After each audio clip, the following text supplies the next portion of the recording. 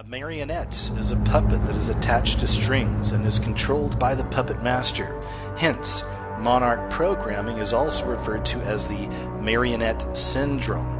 Imperial conditioning is another term used, while some mental health therapists know it as conditioned stimulus response sequences. Project Monarch could best be described as a form of trauma-structured disassociation and occultic integration in order to compartmentalize the mind into multiple personalities within a systematic framework.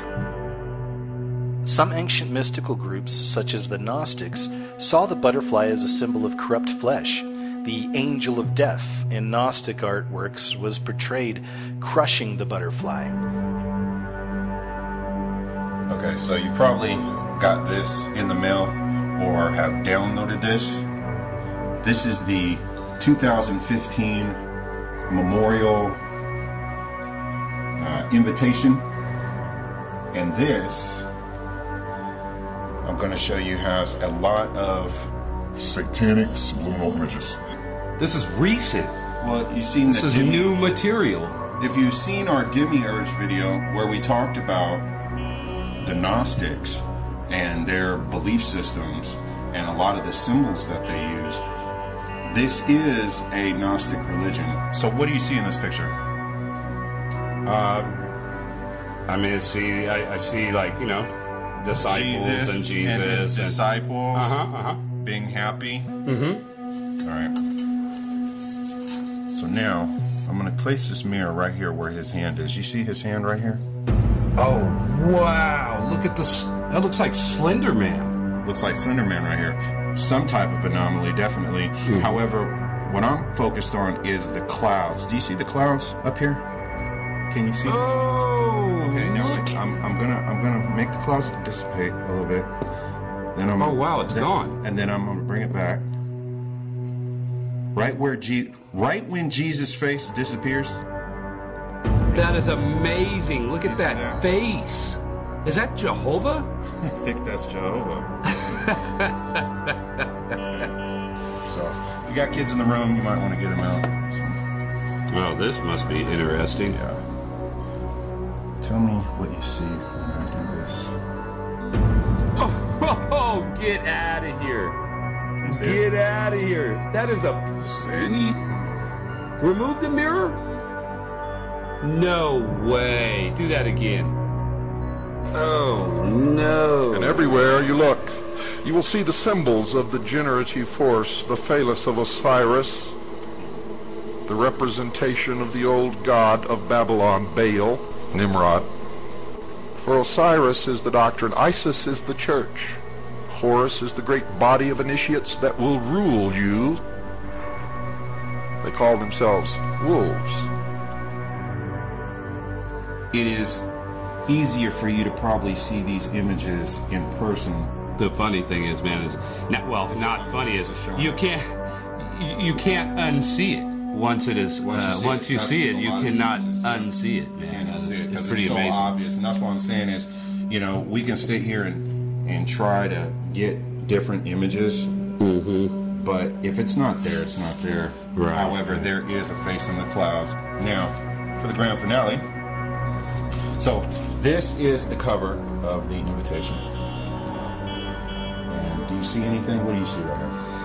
It appears to be just like a globe. It's a globe. However, if you notice, this globe is not an actual globe because it has these little fragmented pieces. You see that? Oh, yeah. So if we were to go get another map, the size is proportioned to a certain size to make it look distinguished, to be distinguished as something else. Okay. So what are we looking at? Oh, man. Immediately. Wow, the Monarch. Yeah, Monarch. Wow. Why would this be folded right here? That's where you fold it. It makes a perfect track. Okay? Then you take a mirror. What do you have? Wow. It's a Monarch again. Many of the abused come from families who use Catholicism, Mormonism, or charismatic Christianity as a front for these abominable activities, though members of other religious groups are also involved. Oftentimes, victims and survivors generally respond more readily to a rigid, religious, or like a dogmatic or legalistic hierarchical structure because it parallels their base programming. Authority usually goes unchallenged, as their will has been usurped through subjective and command-oriented conditioning. Mind control. It's more than just in telling you what to do. It's subliminal messages, satanic images that attack your cortex of our physics. But of lies disguised as a peaceful image. Oh, look at that. While men pass down generations of hate, wondering why this works. We're easier to control if they sleep deprivate. And PTSD has gotten the best of me. As they flash these peaceful images of hate, I quake in my psyche, asking why me? And then I realize my persecution is your solution.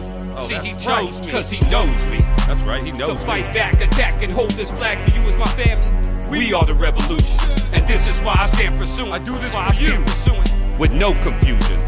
To their delusion, it's all an illusion. It's all if you believe in your delivery and descendants to the hierarchy, you bought into their mystery. My inner voice is telling me to make a choice. Battling within, creating schizophrenic friends. They say has demonic ties to a death trap, so they give me Wellbutrin to kill my friends.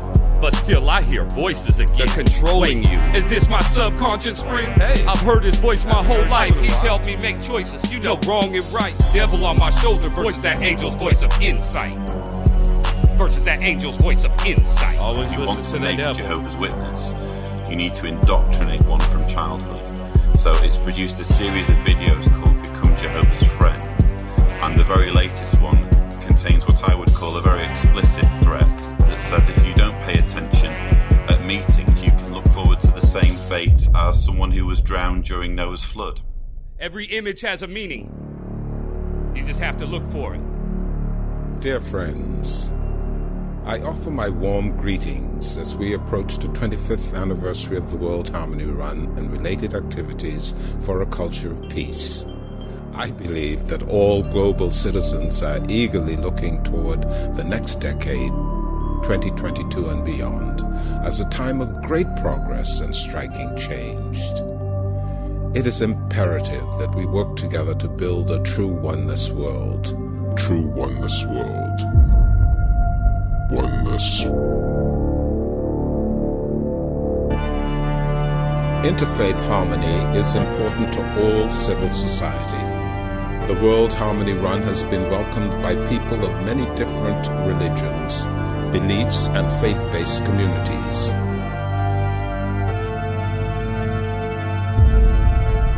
It says the number 1, when used figuratively, conveys the thought of singleness, unity, agreement in purpose or action. So no wonder Jehovah loves this oneness in his organization.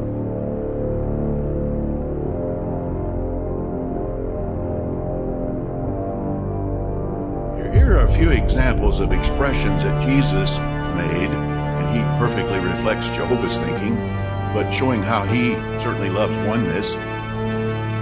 He says a man will leave his father and his mother, and he will stick to his wife, and the two will be one. Jesus said, I have other sheep, not of this fold. I'll bring them, and they will become one flock under one shepherd. Jesus said, I and the Father are one. Jesus said, Father, watch over them, that is his disciples, so that they may be one, just as we are one. Yes, Jehovah and Jesus love this oneness.